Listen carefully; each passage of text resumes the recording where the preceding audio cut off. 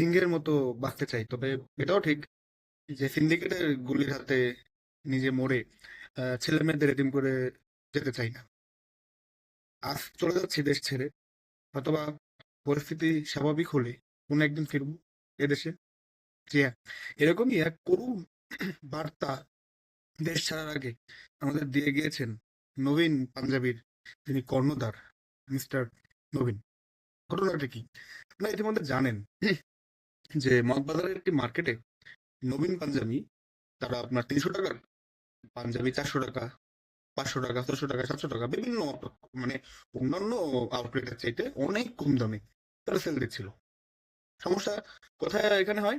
সমস্যা হচ্ছে আপনার আরো যারা মার্কেটে যাদের শপ রয়েছে, সেসব শপের যারা কর্ণধার রয়েছে, বিশেষ করে প্রিন্স আপনার ফ্যাশন নামের যে শপটি রয়েছে, তার কর্ণধাররা এবং ওই স্থানীয় কিছু আপনার এই সিন্ডিকেটের যারা হোতা, তারা পুলিশ নিয়ে এসে তার দোকানে এক প্রকার মবই চালায়।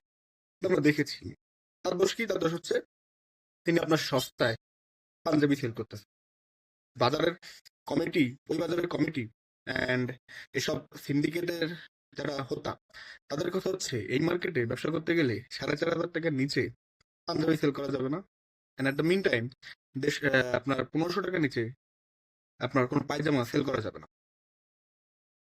এখানে নবীন পাঞ্জাবির যে কর্ণধার বা নবীন পাঞ্জাবির দোষ হচ্ছে তিনি কম দামে মানুষের কাছে প্রোডাক্ট সেল করতেছে। ঠিকই শুনছেন, এটাই একজন মানুষের দোষ। এদেশে বেশি দামে সেল করলে আপনার দোষ না, বেশি দামে সেল করলে আপনার দোষ না। আপনি যদি কম দামে, আপনি লাভ কম রেখে, নিজের প্রফিট কম রেখে আপনি যদি কম দামে কোনো কিছু সেল করেন, সেটা আপনার দোষ। কারণ সেটা বেশ ভালোভাবেই আমাদের এই ঘটনাটি দেখিয়ে দিল সিন্ডিকেটের কাছে আমরা কতটা অসহায়। এদেশের যে সরকারই আসুক, তারা কখনোই কোনো সিন্ডিকেটের বিরুদ্ধে সেরকম কোনো অ্যাকশন নেয়নি। কারণ কি জানেন?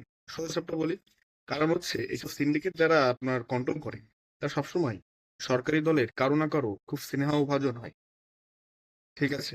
সো নিজেদের লোকই তো ভাই কন্ট্রোল করে। আপনার তো এমন না যে বিএনপির সময় আওয়ামী লীগের লোক সিন্ডিকেট কন্ট্রোল করে, আর আওয়ামী লীগের সময় বিএনপির লোককে সিন্ডিকেট কন্ট্রোল করে। এটা তো বাংলাদেশে সম্ভব না রে ভাই। বোঝেন না এগুলা? তো নিজের নিজের কমিশন কাট কমিশন চলতেছে তো। তো মানুষ, সাধারণ মানুষের পকেট কাটুক, কাটো সাধারণ মানুষের পকেট। ঠিক আছে?